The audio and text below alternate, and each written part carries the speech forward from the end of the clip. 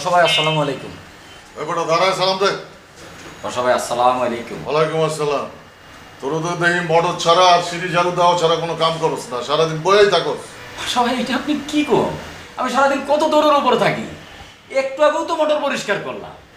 আমি যখন বসে থাকি তখনই আপনি আসেন, এই কারণে আপনার মনে হয় আমি সারাদিন বসে থাকি। আচ্ছা ঠিক আছে, তাহলে তোর একটা সাইড ধান্দা দে।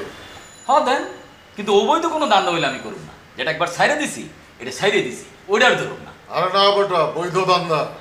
তাহলে দেন। আমার একটা পেজ আছে না, আন্ডারওয়ার্ল্ড। কি হয়? আন্ডারওয়ার্ল্ড। আন্ডারওয়ার্ল্ড? হ্যাঁ, ওই পেজ থেকে আমি বক্সার সেল করি। তুই একদিন আমার পেজ থেকে একটা লাইভ করে দে।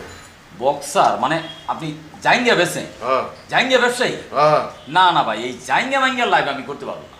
যদি পাঞ্জাবি হইতো তাহলে আমি করতে পারতাম। তুই কি লুঙ্গির নিচে বক্সার পাওস না?